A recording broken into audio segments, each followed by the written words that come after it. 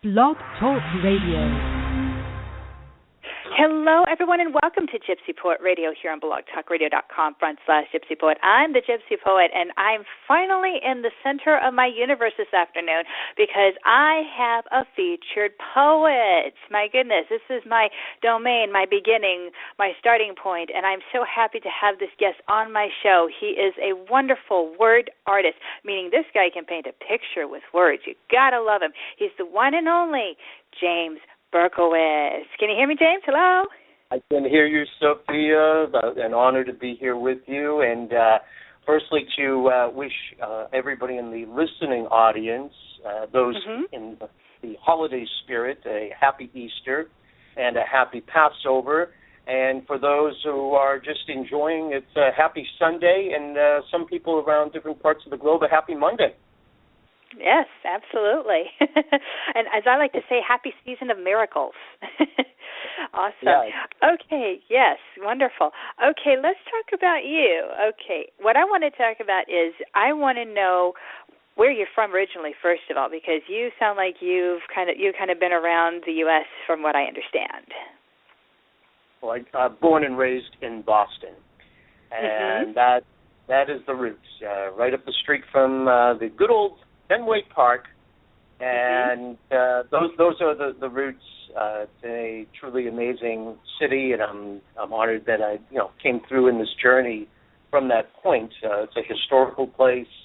It has many great roots in history that you just don't find anywhere else in the country, and it's a special place in that manner.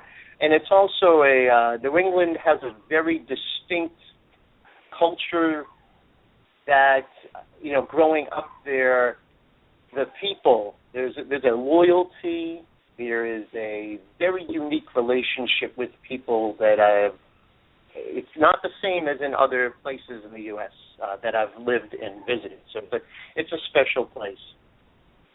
Wonderful. So tell me some of the other places that you've lived across the USA. New York City, Manhattan, in the particular borough, the Upper West Side. I've lived by Central Park. I've lived in Harlem, Washington Heights, and California. I've been in many spots, Los Angeles, where I'm speaking to you at this moment, different sections of the city, and also Santa Barbara, which is an hour and a half north of Los Angeles, and Pacific Grove, California, which is just south of Monterey. Actually, John Steinbeck, he had the small homes, and he was out in Salinas, which is just inland from there. But that Cannery Row, I lived the book by him just right up the street from there, and primarily it's been in those areas, Sophia. I can see that. And beautiful areas, too, I might add. And both coasts, mind you. They're wonderful. Is there any particular place that you would like to visit, any place around the world, or is you just want to travel the world? Are there any specific place or places that you would like to attempt at? I have great interest in travel and the culture. I took my very first trip to Europe in 1995 and spent approximately 2 months over there. I would like to get back and see more of the Eastern Bloc. I would be interested in cities and places such as Prague in Czechoslovakia. And I have a great affinity for water and coastal places, so Bora Bora has been in my mind for quite a while as well. And we'll see how it all unfolds. Definitely places that resonate with the spirit. I've been told by my friends in Hawaii that that type of vibration would be good with my spirit, so I haven't been there yet. So there's definitely more discovery. Istanbul in Turkey, I have a great affinity for different cultures. The Indian culture is also something that I gravitate toward, and there's just so much out there. And then I would like to get to Israel and the Middle East as well. Another area too that there's so much history and roots and origins of so many different cultures and backgrounds. wonderful. I have to tell you, you tugged at my heartstrings when you mentioned Prague, Czech Republic. The reason why is because I was taught by a wonderful, wonderful composer who lived in Prague by the name of Václav Rakovsky. He's a wonderful man, and I just found out a few years ago that he passed away. I bring that up because I've seen pictures of that area, and it's a beautiful, beautiful city. And I was once invited to go to Prague, but due to my circumstance at the time, I was still in school. It would have been a great opportunity, but it was not. I was not ready for it just yet. But that is a place that I have in my heart to visit because of my teachers. So that I really hold that place very close to my heart. So I'm glad you brought that up. So there's a common place that both of us would like to visit. So wonderful. You have recently been published, and I'm very excited to talk about this. Yeah, San Francisco Peace and Hope is a newly published literary journal devoted to poetry and art. The cover, which is just a beautiful painting, Jeannie Motherwell, who is based in the Boston area, and edited by Elizabeth Hack. And she has done the love that is put into this book. When I received it in the mail the other week, it was so moving just to have it in my hand and to look at it and feel it in the pages and the intention, which is so important, and an area that when I'm submitting work, to line up with someone else's vision and intention.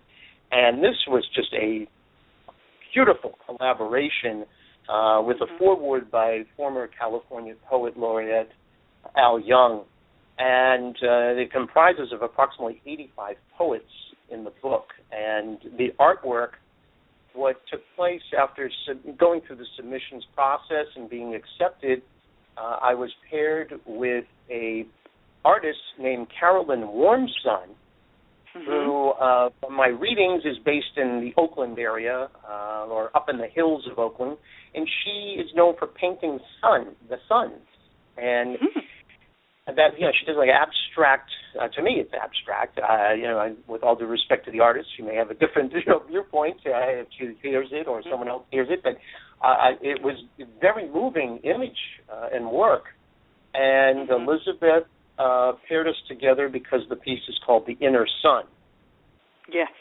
So that collaboration of fusing art and poetry with image and the spirit and bringing hope and lifting it, it's just a perfect collaboration. So I'm very grateful to be part of this. It's a beautiful book, and as of the moment,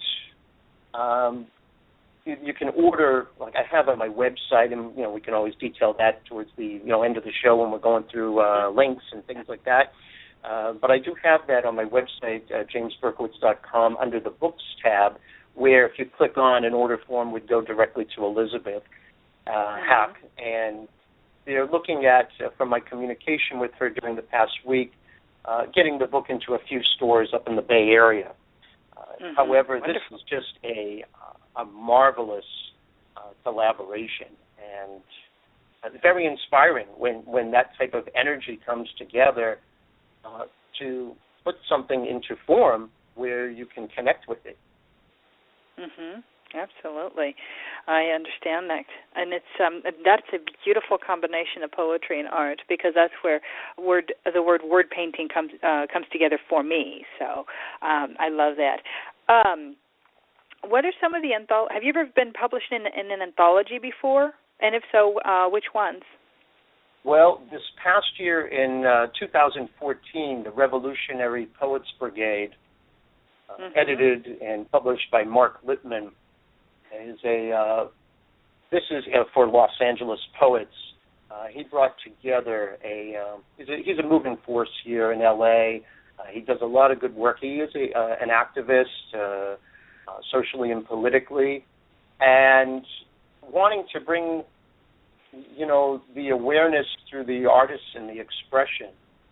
And it's a very powerful book with many talented and gifted poets from the Los Angeles area. Two pieces were chosen for that.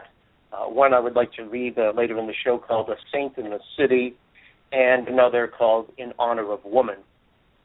And that was during last year. There was another anthology, April Skies, who is a publisher here in Los Angeles, and she's also a very talented poet and writer. She has a publishing company called Edgar and Lenore's, and the anthology is called Men in the Company of Women, and it was a poem called The Deep Wet Cafe Kiss, which is a romantic poem, and tying in with what we're discussing with painting, my approach to that was literally in a cafe in New York City, Cafe La Fortuna, which is a place where John Lennon and Yoko Ono used to hang out. This was on, I believe it was 71st Street, between Central Park West and Columbus Ave. It's no longer there. And it was a very special place that I used to go and write, and I saw a couple at the next table, and I was so inspired by the way they communicated with each other and their body language that I said, I'm going to experiment with this. The words were coming to me, and I said, I'm like when a painter is watching a subject, and that's how that particular poem came to being. So these are a couple of the anthologies, and that was, I believe, 2013. I might be lost for time here as far as chronologically, but definitely Revolutionary Poets Brigade was 2014. So this is just recent for me being published into anthologies, and so it's exciting in that manner. Oh, it is. It's an awesome thing to be put in an anthology. So that hits close to home too. What kind of experience do you feel after reading one of your pieces in front of an audience, or have you done that? I love live performance. It is, depending where you are, it's a very the emotion for me, it's exaltation. I'm really into it. I look at it as live theater, and also I always think of like the energy of the rock band The Who with the theater stage, where you're in the midst of a great play or musical, and you're taken to the heights of human emotion for a particular piece. I do my best in a live performance to memorize my sets, and I call them a set because my background was in the Boston music scene, managing and promoting and music, and I always was around that.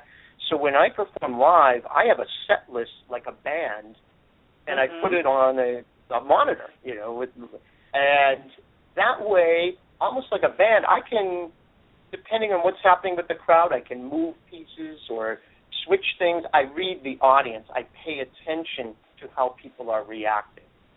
So this is very important in live performance. Standing with just a book in your hand, maybe one piece or something like this. I know the photo we have, for the event. I happen to read out of the book. And however, in that particular performance, after that one piece out of the book, I was memorization. So this frees an individual up and an artist up to express themselves physically. Again, I think of James Brown. I think of Tina Turner. I think of Mick Jagger. You look at people who engage the audience. They know their material, and they're free to move and express it physically as well. Yeah, so that is very powerful, and you'll find that, and also engaging the audience, rather than you're just reading and performing and just saying what you have in mind. I bring the audience into it, whether you're snapping fingers, whether there's a call and response. You go back to the tribal. And but there's a piece that I read called "The Summer Echoes On," and I have people repeat on and on at a particular moment as I'm going through the piece. So, and it's also the words are the music of the soul is stirring. So bringing people into it as part of your performance takes it to a whole another level as well. Yes, exactly. The way that I see that is when you read your poetry, you're taking it off the page and bringing it to the audience. If it's just on paper, it's dead letters. It's when you actually read it to an audience when it actually comes alive. So I'm definitely with you there. I want to get to one more question, then we're going to get into your poetry itself here. The last question I have is, who or what was your influence and or inspiration and or mentor to get you interested in writing poetry?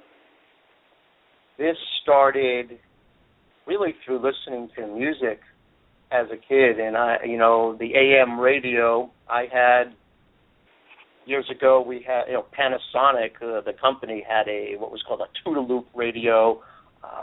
They used to turn into an S shape, and they would have an AM dial. In Boston, the big music station growing up for many people in my age demographic was WRKO. It was 68 RKO, and they played the contemporary rock music from that time period, in late 60s, early 70s, before going to the FM, with the longer radio and playing format. I would also go to libraries, because at that time you didn't have the access like you do today to computers or look up lyrics and do all of this. So, you hear a song, sometimes you're like, what are they saying? Or people, you'd have a laugh with different friends where you thought someone said something, and years later you found out it was something different. I would look up music and also the storytelling. Bob Dylan, Gordon Lightfoot, Joni Mitchell.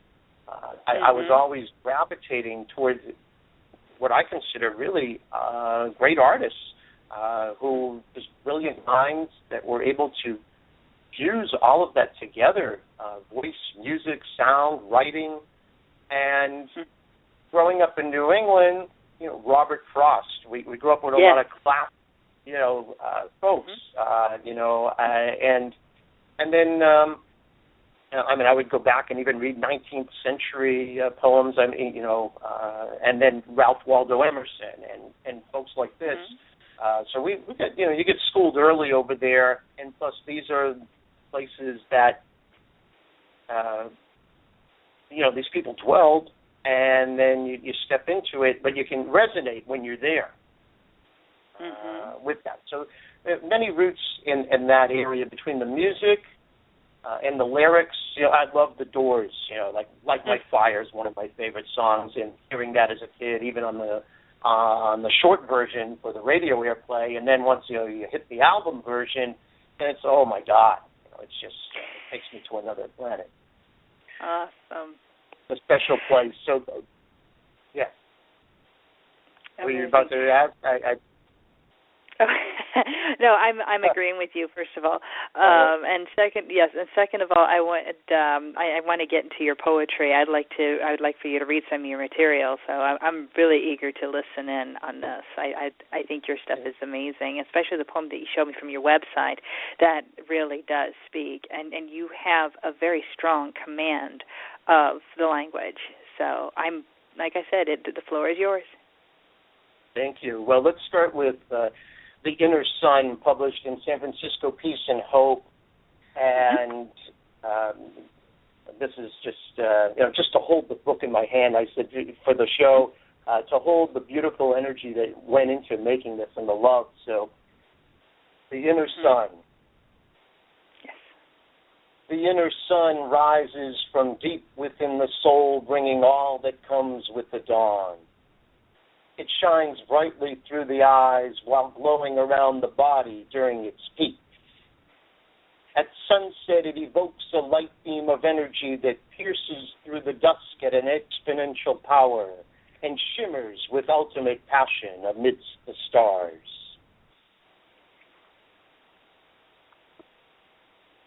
This next piece is a new poem and it's titled Tears for Peace. Tears for peace run down the face of humanity. Crying wounds of hate seek impossible escape. When the light of the soul quenches the darkness of barbaric ways, tears for peace run down the face of humanity. O sweet world, gift of life and mind, remove evil teachings from the eyes of humankind. Lift us from the dust of earth, return us from the heavenly sky. Embrace the call to oneness in the sharing of eternal life. Tears for peace run down the face of humanity. Down the face of humanity run tears for peace. Tears for peace. Peace for tears. Tears for peace. Peace for tears. That is really good. Thank you. Very substantial. Yes, very substantial writing, and very well read. I hear a lot of the ancient Greek way of reading poetry, and that I think it's kind of a lost art. And you revived it very well in your reading. You do, and it is very, very well said, very well written, and I anticipate to see more, much more. Thank you. This year is called A Saint in the City. It is published in the Revolutionary Poets Brigade anthology, edited by Mark Littman. It will also be upcoming published as part of Los Angeles Poets Society, their chapbook features, and the features, I was one of the featured readers at one of the events. So they're putting an anthology together later this year, and this will be one of 3 pieces. It's called A Saint in the City. Okay. Unnoticed, he travels the sidewalks and alleyways, sharing leftover food and pocket change to those in despair standing on corners, living out of shopping carts and shuffling to keep warm. No recognition, accolades, or media-worthy story attention is given, but the action takes place. He dries the tears and wipes the dirt from faces with restaurant napkins, consoling the unfortunate without therapist prices. This unknown person carries on with charitable work sacred to those who receive. The dire streets are his place of worship for those forgotten. No titles or distinction are necessary, and a mere thank you is suffice. Many will never know of his whereabouts, but he exists. He is the evolution of endless time, the Buddha, Jesus, Mohammed, and all thoughts of greatness beyond the human eye and brain. He is the saint in the city, cloaked in a robe of heart and compassion. A saint in the city, amongst you and me and you and everyone we know. A saint in the city, walking in love and light. Beautiful. Thank you. Very much so. Very much so. As I see the time, I would like to read from the upcoming Edgar Allan Poe Journal number 3 anthology, which will also have a tribute to Scott Wamberg and Wanda Coleman, published by April Skies and Edgar and Lenore Publishing House here in Los Angeles.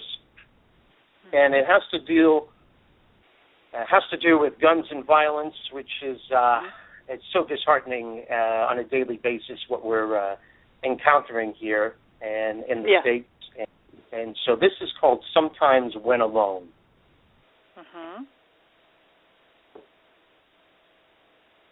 And a sip of water in between. Of course.